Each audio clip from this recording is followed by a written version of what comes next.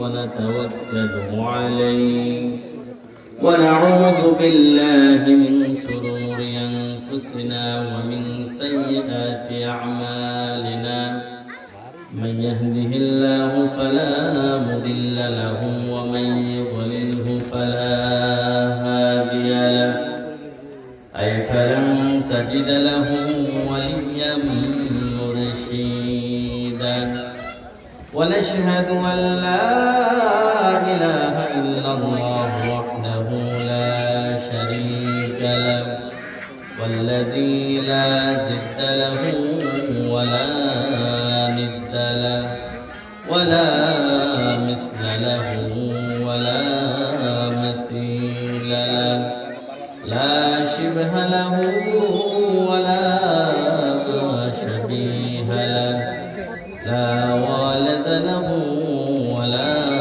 والد له وهو الفرد الصمد لم يلد ولم يولد ولم يكن له كفوا أحد ونشهد أن سيدنا ونبينا وحبيبنا وحبيب ربنا وطبيبنا وطبيب أرواحنا ومولانا محمد صلى الله تعالى على خير خلقه ونور عرشه محمد وعلى آله وأصحابه وبارك وسلم اللهم صل على محمد وعلى آل محمد كما صليت على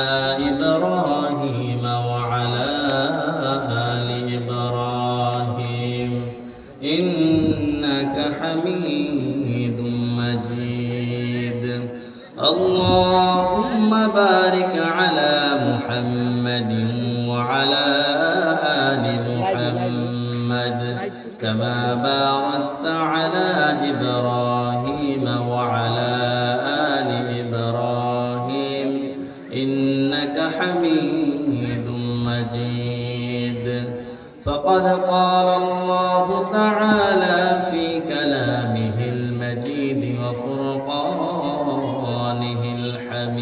الحميد إن الله وملائكته يصلون على النبي يا أيها الذين آمنوا صلوا عليه وسلموا تسليما اللهم صل على سيدنا مولانا محمد وعلى آل سيدنا مولانا محمد नहीं दो जहां में निसारे मुहम्मद जमाले खुदा है कमाले मुहम्मद नहीं दो जहां में निसारे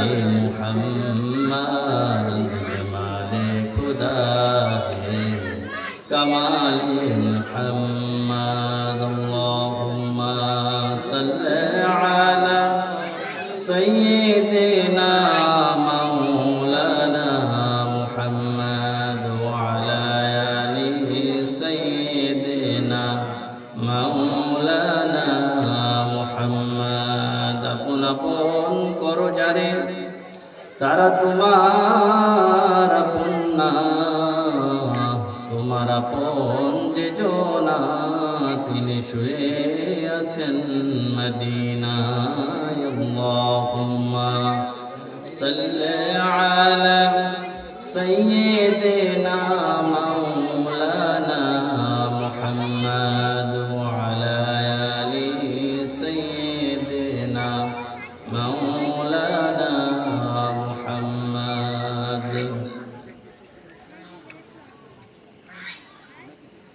প্রিয় তুরাগাঁওবাসী আপনারা কেমন আছেন? আমাদেরকে সর্ব অবস্থায় ভালো রাখে কে? আমরা চাইলেও ভালো থাকতে পারি না। এই জন্য আমরা শুকরিয়া আদায় করি, আলহামদুলিল্লাহ।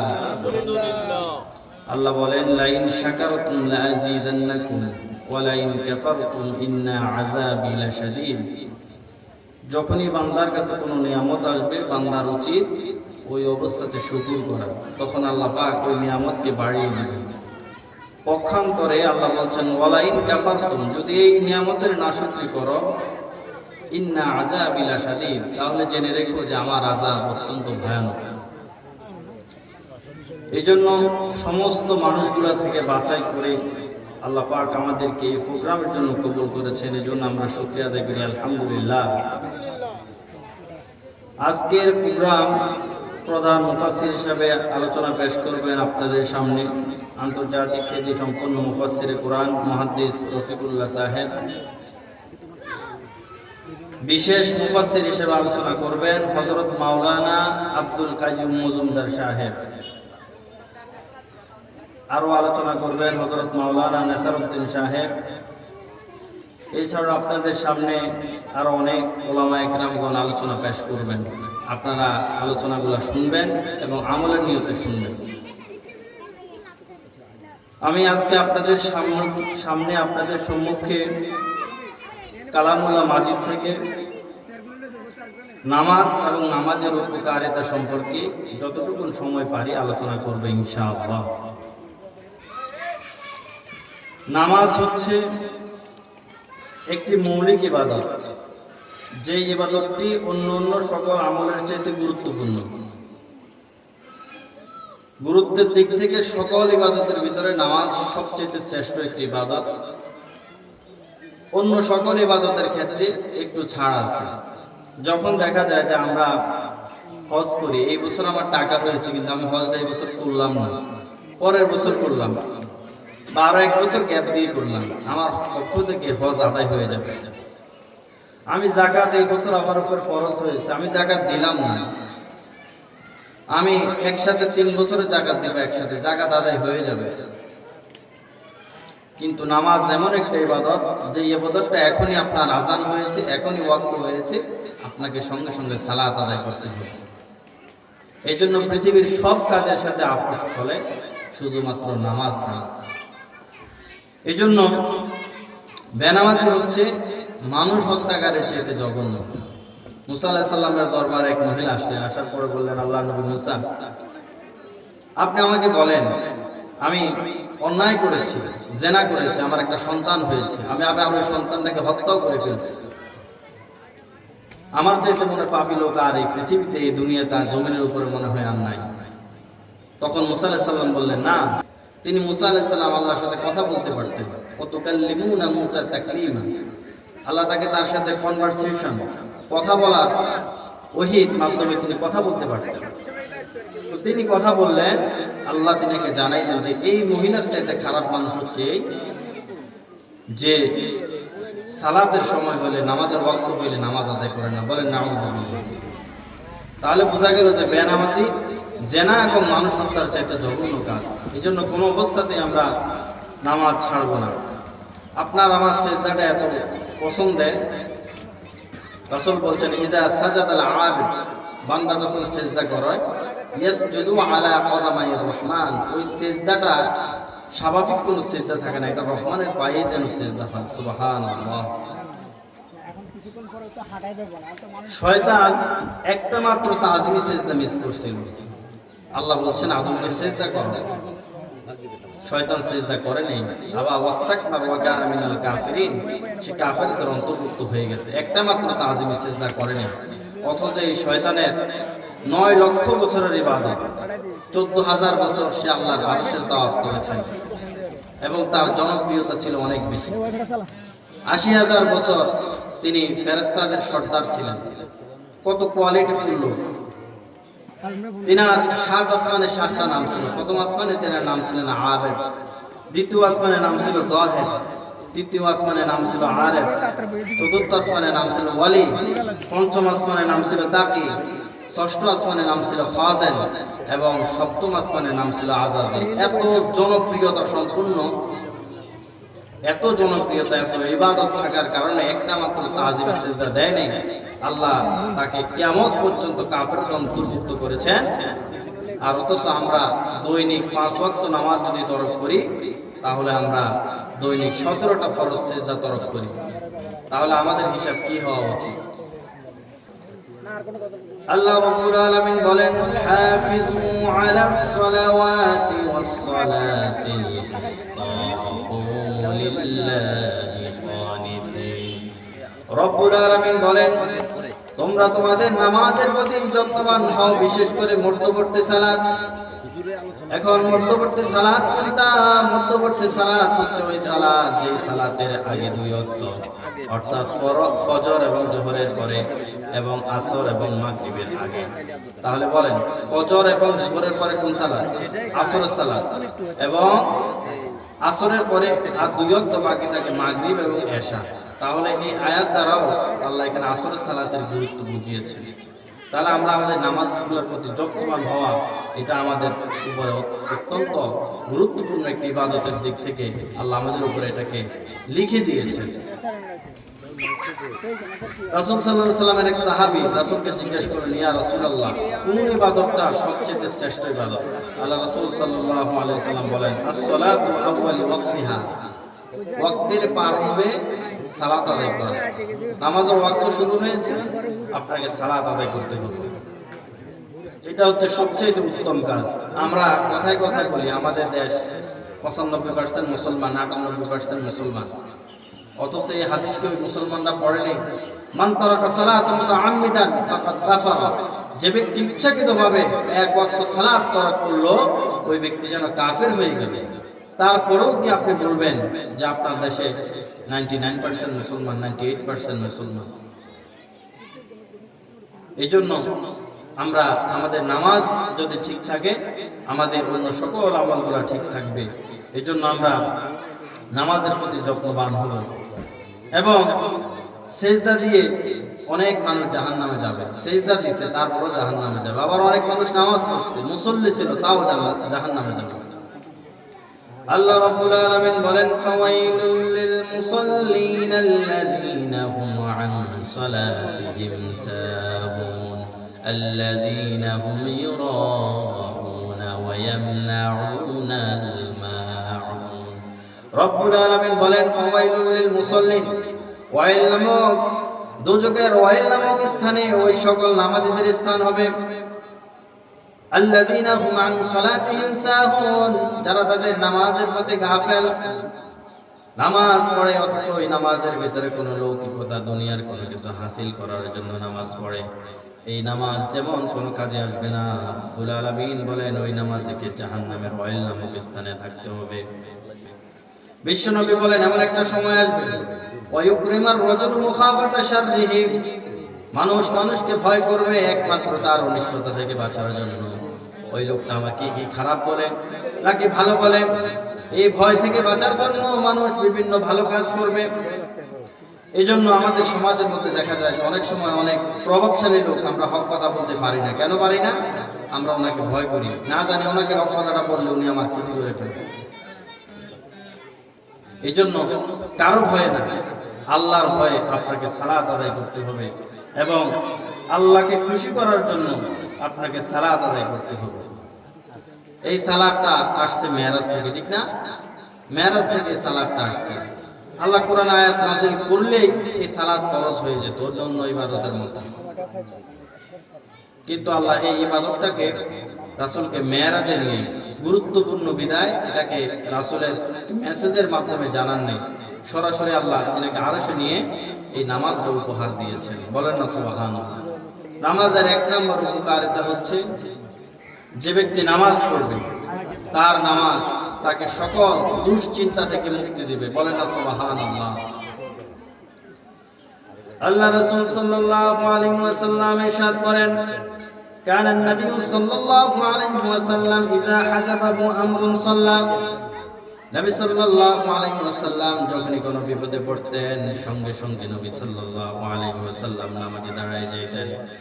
এই জন্য আমরা যখন কোনো বিপদে পড়ে যাব, পৃথিবীর কোনো মানুষকে বলবো না, কোনো পীর সাহেবকে বলবো না, কোনো রাজা বাদশাকে বলবো না, বলবো কাকে বলেন? একমাত্র আল্লাহকে বলবো, আল্লাহ আমার যত সমস্যা আছে, আমার যত পেরেশানি আছে তুমি দেখতেছো রব, তুমি আমার এই সকল পেরেশানিগুলোকে দূর করে দাও। এই জন্য আমাদের সর্বপ্রথম মুসিবত হলো, যখনই আমরা মুসিবতে পড়বো সঙ্গে সঙ্গে আমরা সালাত আদায় করব।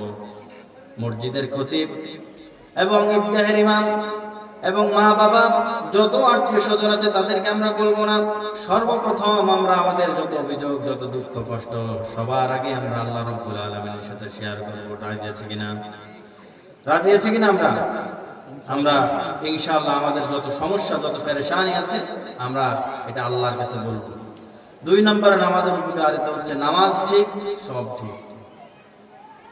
আল্লাহ রাসূল সাল্লাল্লাহু আলাইহি ওয়াসাল্লাম ইরশাদ করেন, আউয়ালু মা ইউহাসাবু বিহিল আবদু ইয়াওমাল কিয়ামাতিস সালাহ।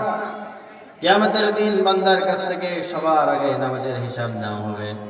এরপরে রাসূল সাল্লাল্লাহু আলাইহি ওয়াসাল্লাম বলেন, ওয়া ইন সালাহাত সালাহাত সাইরু আমালি। যে ব্যক্তির নামাজ ঠিক হয়ে যাবে তার সকল আমলগুলো ঠিক হয়ে যাবে। ওয়া ইন ফাসাদাত ফাসাদাত সাইরু আমালি। আর যে ব্যক্তির নামাজগুলো ঠিক থাকবে না তার অন্য সকল আমলগুলো কোনো কাজে আসবে না। এই জন্য যার নামাজ ঠিক তার সব ইবাদতগুলো ঠিক করে দিবেন কে? তার সকল ইবাদত ঠিক করবেন কে? আল্লাহ।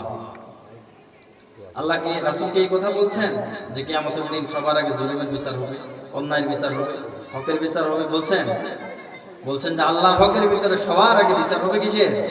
নামাজের। কেন নামাজ পড়া নাই? কেন নামাজ পড়া নাই? জাহান্নামীকে যখন জাহান্নামে দেওয়া হবে তাকে সর্বপ্রথমে প্রশ্ন করা হবে, মা সালাকাকুম ফি সাকার? ক্বালু লাম নাকু মিনাল মুসাল্লিন ওয়া লাম নাকু নুতঈমুল মিসকিন। জাহান্নামীকে প্রশ্ন করা হবে, ও জাহান্নামী, জাহান্নামে আসছো কেন? জাহান্নামে অন্য কোনো আনসার করবে না, অন্য কোনো উত্তর করবে না। জাহান্নামী সর্বপ্রথম যে বাক্যটা বলবে, ক্বালু লাম নাকু মিনাল মুসাল্লিন, আমরা মুসল্লি ছিলাম না, নামাজি ছিলাম না, এই জন্য জাহান্নামে আসছি। শুধু এই শেষ নয়, ওয়া লাম নাকু নুতঈমুল মিসকিন, আর আমরা অসহায় মিসকিনদেরকে খেতে দিতাম না। এই সকল কারণগুলোর জন্য আমরা জাহান্নামে এসেছি। নামাজ এতটা গুরুত্বপূর্ণ ইবাদত, শরীরের মধ্যে মাথা যেমন গুরুত্বপূর্ণ। বলেন, শরীর থেকে যদি মাথাটাকে আলাদা করা হয় আর কিছু থাকে শরীরে? থাকে না। তেমনি নামাজ এতটাই গুরুত্বপূর্ণ, শরীর থেকে মাথাটাকে আলাদা করলে যেমন, নামাজ শরীরের জন্য এমন। 3 নাম্বার নামাজের উপকারিতা, 5 ওয়াক্ত নামাজ পড়লে আল্লাহ তাকে নিজ জিম্মায় জান্নাত দিবেন। বলেন সুবহানাল্লাহ। আল্লাহ রাসূল সাল্লাল্লাহু আলাইহি ওয়াসাল্লাম ইরশাদ করেন, খামসুস সালাওয়াত, 5 ওয়াক্ত নামাজ, কাতাবাহুন্নাল্লাহু আলাল ইবাদ, আল্লাহ বান্দার উপরে লিখে দিয়েছেন যে 5 ওয়াক্ত সালাত তোমরা আদায় করতে হবে। ফামান জা বিহিন্না, যে ব্যক্তি নামাজগুলো আদায় করবে, লাম ইউদাই মিনহুন্না, এবং কষ্ট হওয়ার পর সে সালাতগুলো আদায় করবে, শাইআন ইস্তিগফাফান বিহাক্কিহিন্না কানাত লাহু ইনদাল্লাহি আহদুন, আল্লাহ বলছেন তার জন্য মহান রবের নিকট আছে আইয়াদখুলাল জান্নাহ, মহান রব তাকে জান্নাতে প্রবেশ করাবেন, মহান রব তাকে জান্নাত দিবেন। এই ওয়াদা করেছেন কার জন্য? যে ব্যক্তির জন্য নামাজগুলা কষ্ট, তারপরও সে পড়ছে। ফজরের সালাতে ওযু বানাইতে ঠান্ডা পানি দিয়ে অত্যন্ত কষ্ট হয়, এরপরও ওযু করছে। আবার জোহরের সময় অনেক কাজ, অনেক পেরেশানি, এই কাজ থেকে ফারেক হয়ে সালাত আদায় করেছে, কষ্ট করে করে নামাজগুলো পড়েছে। রব্বুল আলামিন বলছে আমি তার জন্য জান্নাত বরাদ্দ করে দিলাম, জান্নাত বরাদ্দ করে দিয়েছেন। এরপরে নামাজ 4 নম্বরে আমাদেরকে যে বেনিফিট, যে উপকারিতা আমাদেরকে নামাজ দেয়, সেটা হচ্ছে অস্থিরতা থেকে নামাজ আমাদেরকে মুক্তি দেয়। কি থেকে বলেন? এখন তো আমরা অস্থিরতা আমাদের শেষ নাই, খুবই অস্থির আমরা এখন। অস্থিরতা, হতাশা, ডিপ্রেশনে ভুগতেছি আমরা। রব্বুল আলামিন বলেন, ইন্নাল ইনসানা খুলিকা হালুআ ইযা মাসসাহুশ শাররু জাযুআ ওয়া ইযা মাসসাহুল খায়রু মানুআ ইল্লাল মুসাল্লিন। রব্বুল আলামিন বলেন, ইন্নাল ইনসানা খুলিকা হালুয়া, নিশ্চয় আমি মানুষকে অস্থির করে সৃষ্টি করেছি। ইযা মাসসাহু শাররু জাযুআ, যখন মানুষকে কোনো অকল্যাণ স্পর্শ করে তখন মানুষ উৎকণ্ঠিত হয়ে যায়, চিৎকার চেঁচামেচি করে। এরপরে রব্বুল আলামিন বলছেন ওয়াইযা মাসসাহুল খায়রু মানুআ, আর যখন ওই মানুষটাকে কোনো কল্যাণ স্পর্শ করে তখন সে কৃপণ হয়ে যায়। রব্বুল আলামিন তিনটা কথা এখানে বলছেন। এক নম্বরে বলছেন হালুয়া মানে মানুষ অস্থির। দুই নাম্বার মানুষের বদ অভ্যাস জাজুয়া, যখন মানুষ অস্থির হয়ে যায়। যদি দেখেন আপনার কোনো মুসল্লির কোনো ব্যক্তির যদি কোনো সন্তান যদি পানিতে পড়ে মারা যায়, ওই ব্যক্তি বলে আল্লাহ আপনি আর অন্য কারো সন্তানকে দেখেন নাই, আমার সন্তানটারে দেখলেন। আবার যদি তার পরিবারে আরেকটা বিপদ আসে, বলে আল্লাহ আপনি আবারও আমার বিপদ দিলেন, শুধু কি আমারই দেখেননি? এই তো লাগাও গ্রামে কি শুধু আমার এই এক পরিবারে আছে নাকি যার উপরে শুধু বিপদ আসে, আর অন্য কোনো পরিবার কি নাই? আমারে যে দেন, শুধু সব যে বিপদ আমারে দেন। এই যে তার ভিতর উৎকণ্ঠিত ভাব, সে চিৎকার করে বলে সব বিপদ কি আমারই আসে। এরপরে রব্বুল আলামিন বলছেন যখন তার বিপদ থেকে উদ্ধার করি, বিপদে থাকা অবস্থায় যখন তার পেরেশানি দূর করি, তাকে সম্পদ দেই, টাকা পয়সা দেই। ওয়াইদা মাসসাহুল খায়রু মানুআ, আর এই বান্দারে যখন আমি সম্পদ দিই, বান্দাটা কৃপণ হয়ে যায়। তাহলে তিনটা বদ অভ্যাস, একটা হচ্ছে অস্থিরতা, দুই নাম্বারে হচ্ছে উৎকণ্ঠিত ভাব, তিন নাম্বারে হচ্ছে কৃপণতা। এই তিনটা বদ অভ্যাস আল্লাহ বলছেন সবার হবে। শুধুমাত্র হবে না কাদের? ইল্লাল মুসাল্লিন, যারা নামাজ পড়ছে। আবার শুধু সূরা নামাজে না, ফজর পড়ছে যোহর পড়ে নাই এমন না। আল্লাযীনা হুম আন সালাতিহিম দাইমুন, যারা সর্বদাই সদা সর্বদাই নামাজ পড়েছে, ওই নামাজীদেরকে আল্লাহ এই তিনটা বদ অভ্যাস থেকে মুক্তি দিবেন। বলেন না সুবহানাল্লাহ। তাহলে নামাজ মানুষকে অস্থিরতা থেকে মুক্তি দিবে, উৎকণ্ঠিত ভাব থেকে মুক্তি দিবে এবং কৃপণতা থেকে মুক্তি দিবে। তাহলে বোঝা গেল মুসল্লি কখনো কৃপণ হবে না, যে মুসল্লি সে কখনো অস্থির হবে না, যে মুসল্লি সে উৎকণ্ঠিত ভাব করবে না, যে মুসল্লি সে কৃপণ হবে না। এগুলো আল্লাহ মুসল্লিদের নামাজের কাছ থেকে এই দোষগুলোকে আল্লাহ সরাই দিয়েছেন। এরপরে 5 নাম্বার নামাজের উপকারিতা হচ্ছে নামাজ পড়লে আগের সব গুনাহ মাফ। বলেন না সুবহানাল্লাহ। রাসূল সাল্লাল্লাহু আলাইহি ওয়াসাল্লাম ইরশাদ করেন মা মিন ইমরিন মুসলিম তাহদুরুস সালাত মাকতুবা। নবী সাল্লাল্লাহু আলাইহি ওয়াসাল্লাম বলেন কোন বান্দা যদি তার কষ্ট হওয়ার পরেও যদি 5 ওয়াক্ত সালাত আদায় করে, ফায়ুহসিনুল উযুহা, উত্তম রূপে ওযু করে, সুন্দরভাবে ওযু করে, ওয়া খুশুআহা ওয়া রুকুআহা, সুন্দরভাবে রুকু সিজদাগুলো আদায় করে, ইল্লা কানাত কাফারাতাল লিমা ক্বাবলাহা, তার এই নামাজ বাকি সকল গুনাহের কাফারা হয়ে যায়। বলেন না সুবহানাল্লাহ। তাহলে শর্ত কি? উত্তম রূপে ওযু করতে হবে, সুন্দরভাবে ওযু করতে হবে, রুকু সিজদাগুলো সুন্দর করে দিতে হবে। এই নামাজ আমাদের জন্য পূর্বের সকল গুনাহের কাফারা হয়ে যায়। সুবহানাল্লাহ। অন্য হাদিসে আল্লাহ রাসূল সাল্লাল্লাহু আলাইহি ওয়াসাল্লাম ইরশাদ করেন মাসালুস সালাতিল খামস, 5 ওয়াক্ত নামাজের উদাহরণ হচ্ছে এমন কামাসালিন নাহারি জারিন গমরিনা আলা বাবি আহাদিকুম, কারো বাড়ির সামনে যদি একটা নদী থাকে, ইয়াগতাসিলু মিনহু কুল্লা ইয়াউমিন 5 মাররা, দৈনিক যদি ওই ব্যক্তি ওই নদীতে যদি 5 বার গোসল করে, তাহলে তার গায়ে কোনো ময়লা থাকবে? তার গায়ে ময়লা থাকবে? থাকবে না। রাসূল বলছেন এই নামাজ যারা 5 ওয়াক্ত নামাজ দৈনিক পড়বে তার গায়ে তেমন কোনো গুনাহ থাকবে না। বলেন না সুবহানাল্লাহ। 6 নাম্বার নামাজের উপকারিতা হচ্ছে এশার নামাজ যারা পড়বে এবং ফজরের নামাজ যারা পড়বে তাদেরকে আল্লাহ রাব্বুল আলামিন সারা রাত নামাজ পড়ার সওয়াব দিবে। বলেন সুবহানাল্লাহ। রাসূল সাল্লাল্লাহু আলাইহি ওয়াসাল্লাম ইরশাদ করেন মান সাল্লা ইশা জামা, যে ব্যক্তি এশারের নামাজ জামাত আদায় করলো, ফাকান্নামা সাল্লা নিসফুল লাইল, ওই ব্যক্তি যেন অর্ধেক রজনী সালাত আদায় করলো। ওয়া মান সাল্লা সুবহা জামা, আবার যে ব্যক্তি ফজরের সালাতের জামাত ধরলো, জামাতে আদায় করলো, ফাকান্নামা সাল্লা কুল্লাল লাইল, নবী বলেন ওই ব্যক্তি সারা রাত দাঁড়ায় দাঁড়ায় নামাজ পড়ার সওয়াব পেয়ে গেল। বলেন সুবহানাল্লাহ। শর্ত কি?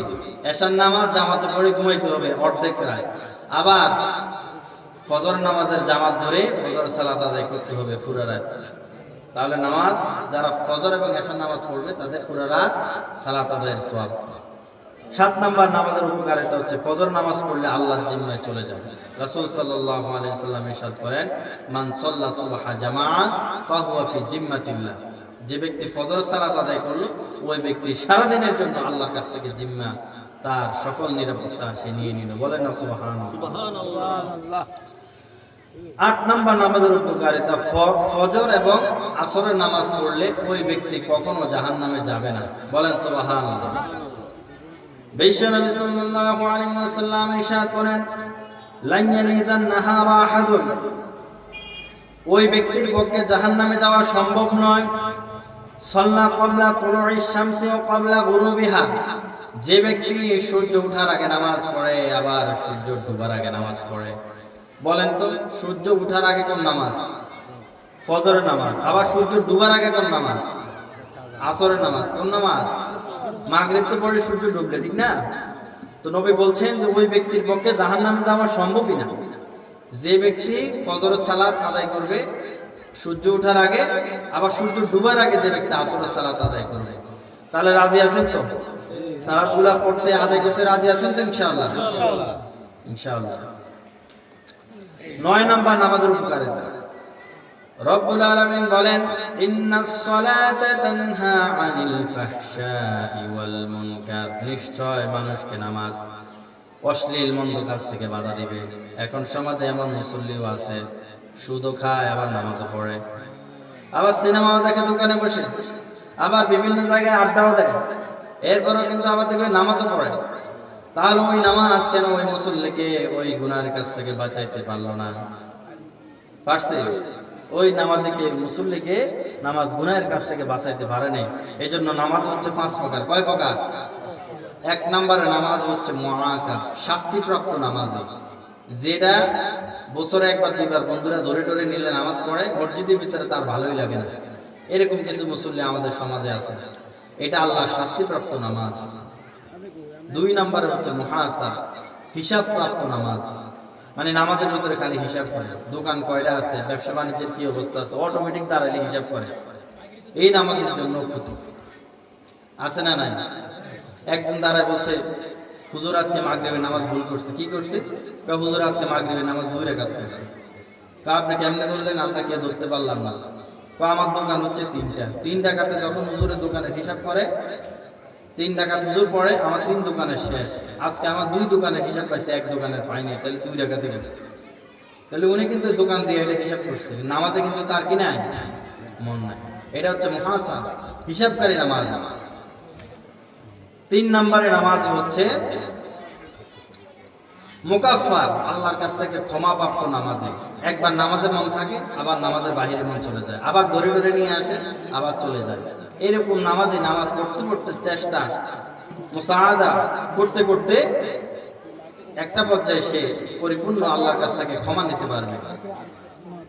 4 নম্বর নামাজ হচ্ছে মুসাব, সওয়াব প্রাপ্ত নামাজ, শুধু নামাজে যায় খালি সওয়াবের জন্য। 5 নম্বরে নামাজ হচ্ছে মুকাররাব, এটা নবী রাসূলরা পড়েন, আল্লাহর নৈকট্যশীলরা এই নামাজ আদায় করেন।